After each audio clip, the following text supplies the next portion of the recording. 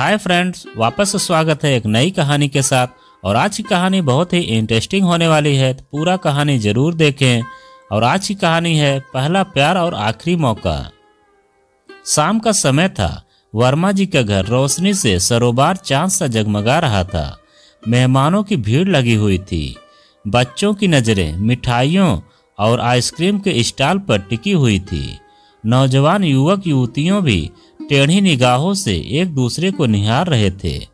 औरतों की नजरें दूसरी औरतों के गहनों और उनके पहनावों पर लगी हुई थी। कोई फिल्मी गानों की धुन पर नाच रहा था तो किसी को शराब नचा रही थी। आखिर क्यों ना नाचे भाई।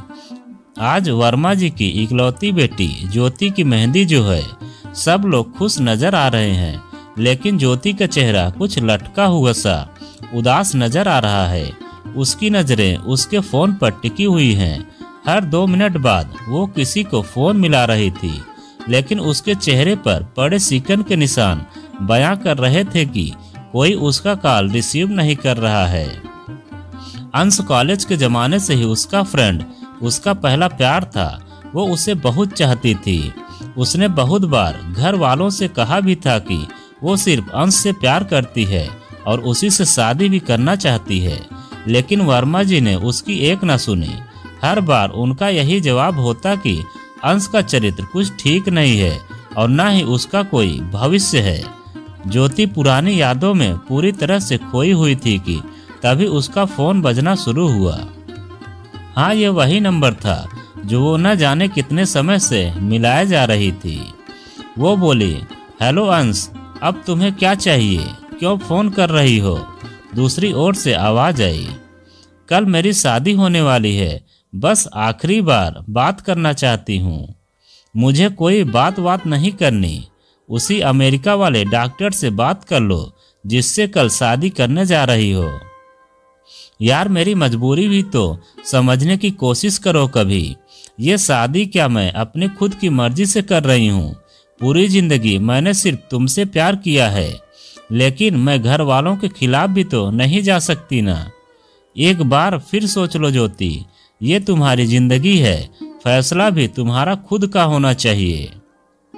तुम भी अभी भी चाहो तो मैं वहां आकर ये शादी रोक सकता हूँ। तुम बस हाँ बोल दो, फिर कोई भी हमें एक होने से नहीं रोक पाएगा, कानून भी नहीं। प्लीज अंश, समझने की कोशिश तो करो।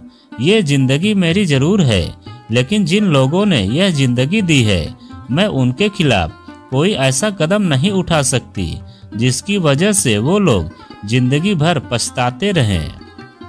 मैं तो बस आखिरी बार तुम्हारी आवाज़ सुनना चाहती थी, बस इसीलिए तुम्हें कॉल की थी। सॉरी, मैं जिंदगी भर साथ निभाने का वादा पूरा न कर सकी तो मुझे माफ़ कर देना। जब तुम्हें सारे फैसले घर वालों की ही मर्जी से करने थे तो ऐसे वादे क्यों किए जिनका पूरा करना तुम्हारे लिए मुमकिन नहीं था। तुम धोखेबाज हो ज्योति। खैर, धोखा भी वही देता है जिस पर सबसे ज्यादा यकीन हो। सारी गलती मेरी ही है। अंश, तुम्हें पता है यार, मैंने पापा को मनाने की कितनी कोशिश की थी, लेकिन वो फिर भी ना माने, क्योंकि उनको तुम्हारा यह आवारा वाला लाइफ स्टाइल पसंद नहीं था।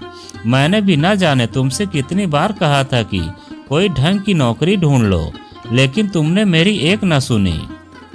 कोई जॉब वगैरह कर लेते तो शायद पापा मान भी जाते, लेकिन तुम्हें दिन भर दोस्तों के साथ इधर उधर भटकने से फुर्सत मिलती तब ना। प्यार का मतलब सिर्फ घर वालों से बगावत करना ही नहीं होता, इसके साथ बहुत सी जिम्मेदारियां भी आती हैं। सिर्फ खुद के बारे में सोचना ही प्यार नहीं। तो तुमने आज आखिरी बार कॉल किया यही सब उपदेश देने के लिए। अपना ज्ञान अपने पास रखो, मुझे कुछ नहीं सुनना अब।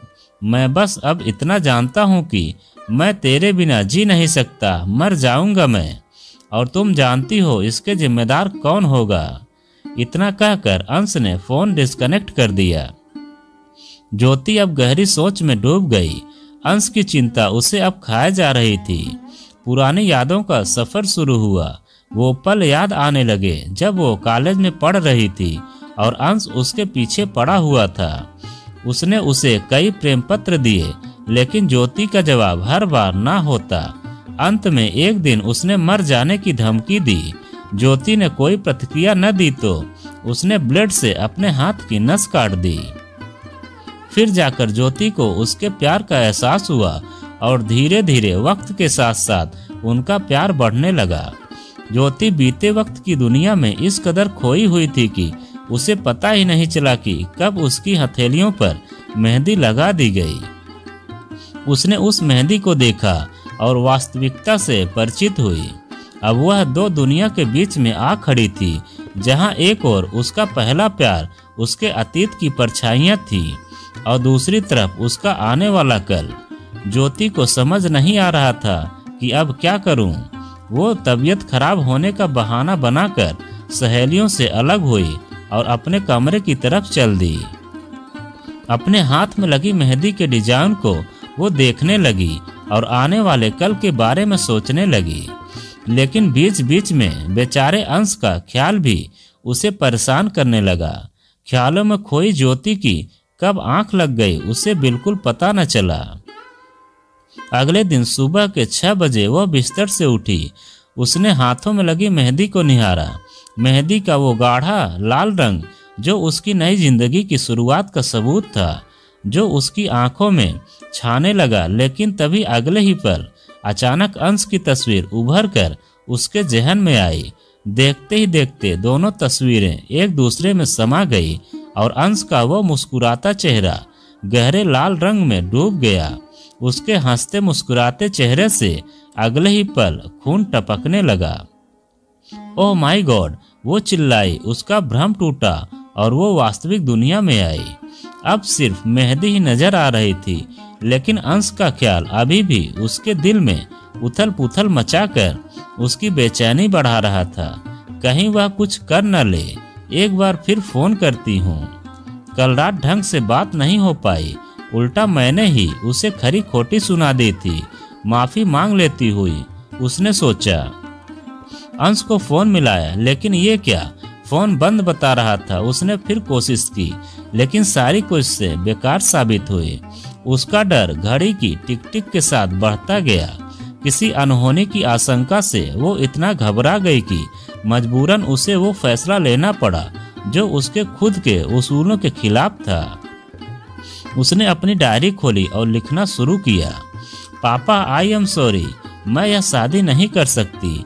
मैं अंश से प्यार करती हूँ और वो भी मेरे बिना नहीं रह सकता। मैं जा रही हूँ। जानती हूँ यह गलती बहुत बड़ी है, लेकिन आपने हमेशा मेरी हर गलती माफ की है। प्लीज ये आखिरी गलती भी माफ कर देना। उसने जल्दी से वो पन्ना फाड़ा और मेज पर रख दिया। खिड़की खोली और घर छोड़कर भागने लगी। यह सब काम उसने इतनी जल्दबाजी में किया कि वो अपने साथ कुछ भी लेकर नहीं आई। उसके पास टैक्सी के लिए भी पैसे नहीं थे। वो पैदल ही चले जा रही थी। हालांकि अंश ज्यादा दूर नहीं रहता था, फिर भी उसे कभी इतना भागने की आदत नहीं थी। लगभग आधे घंटे की दौड़ भाग के बाद वो वहां पहुंची जहां अंश किराए पर रहता था। उसने दरवाजा खटखटाने के लिए जैसे ही हाथ आगे बढ़ाया, उसे अंदर से आवाज सुनाई देने लगी। तुम यहाँ कैसे रह लेते हो? कितने मच्छर हैं यहाँ। मैं तो पूरी रात सो भी नहीं पाई। एक तो ये खून चूसने वाले मच्छर और ऊपर से तुम। ये किसी लड़की की आवाज थी। ज्योति कुछ समझ पाती इससे पहले अंश बोला, तो ज्यादा परेशान किसने किया? ज्योति का दिल जोर जोर से धड़क रहा था। यह सब सुनने के बाद जैसे ज्योति के पांव के नीचे जमीन सरक गई। उसे अपने कानों पर यकीन नहीं हो रहा था कि कल तक जो मरने की कस्में खा रहा था, क्या अंदर वही शख्स है या कोई और? खैर, ज्योति ने थोड़ा हिम्मत दिखाते हुए दरवाजा खटखटाया। कौन है? अंदर से वही जानी पहचानी आवाज आई। अब ज्योति का शक पूरे यकीन में बदल चुका था। ज्योति हूँ, वो बोली। अब अंश की बोलती बंद हो चुकी थी। ये ज्योति कौन है? अंदर से फिर वही अनजान लड़की की आवाज आई। दोस्त है, वो बोला। अरे ज्योति, आज तो तुम्हारी शादी होने वाली थी ना, फिर तुम यहाँ कैसे? ज्योति अब खामोश थी, जैसे अब उसका पूरा शब्दकोश ही खाली हो गया है। बोलती भी तो क्या, उसकी पूरी दुनिया जो लूट चुकी थी।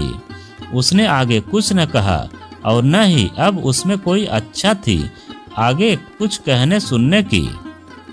वो चुपचाप दबे पांव दरवाजे से ही वापस उसी दिशा में लौट गई जहां से वो आई थी।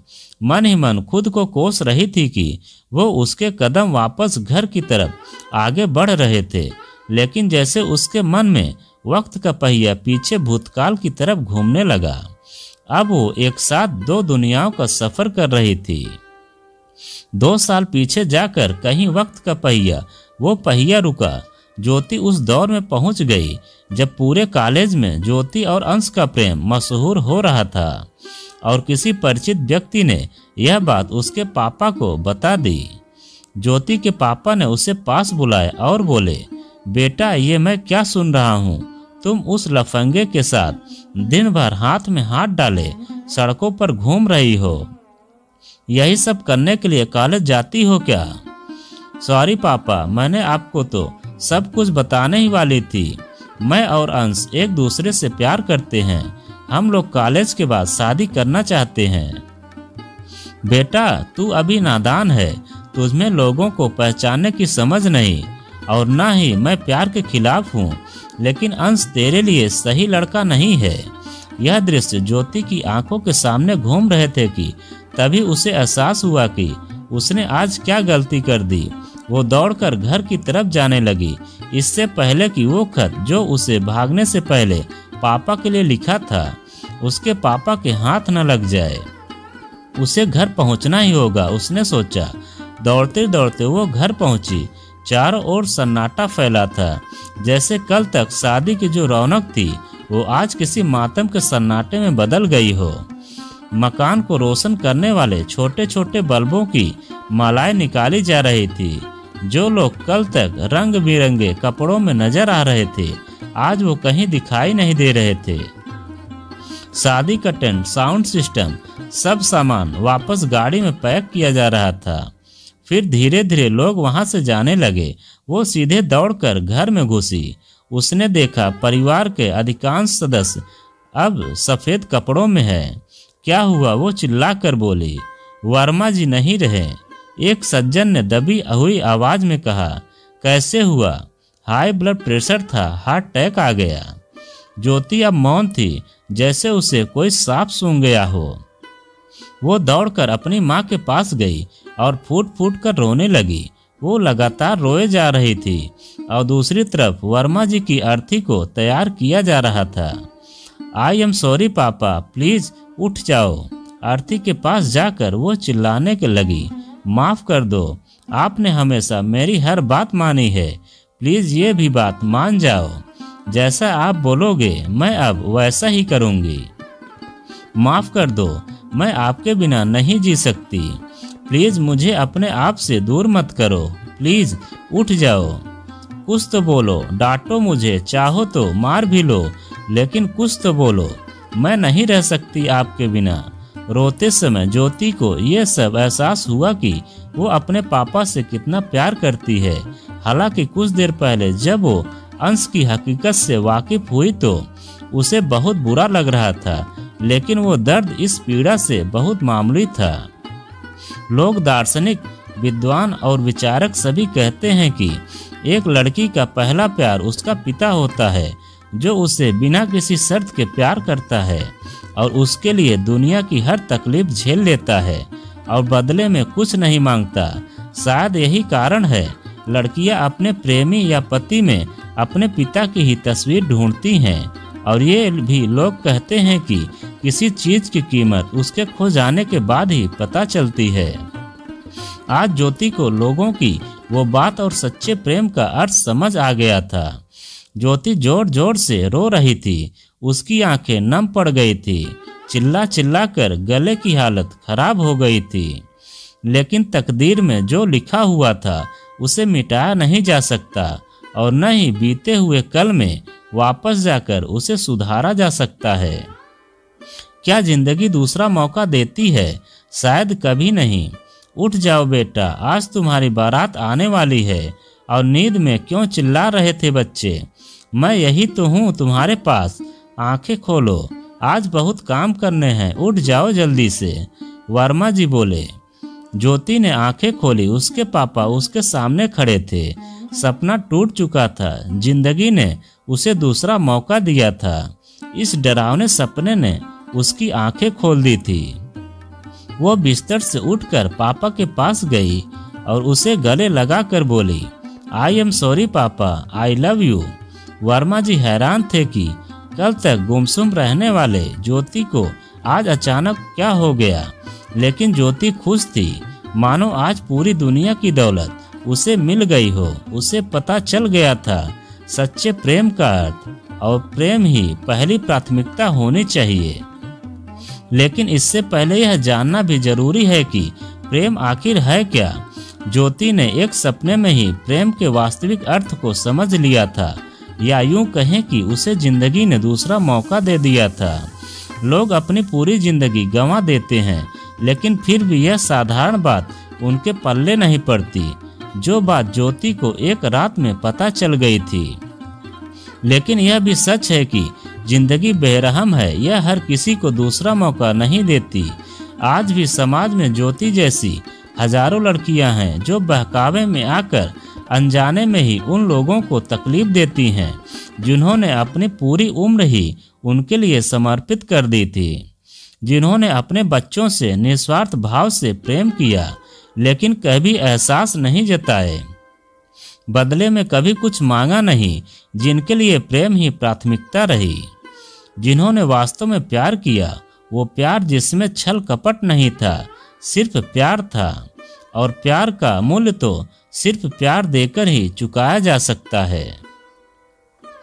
तो दोस्तों, यह कहानी आपको कैसी लगी कमेंट में लिखकर हमें ज़रूर बताएं। और आप अगर हमारे चैनल पर नए हों तो प्लीज़ चैनल को सब्सक्राइब करें और वीडियो को लाइक ज़रूर करें, क्योंकि हम आपके लिए ऐसी ही वीडियो लाते रहते हैं।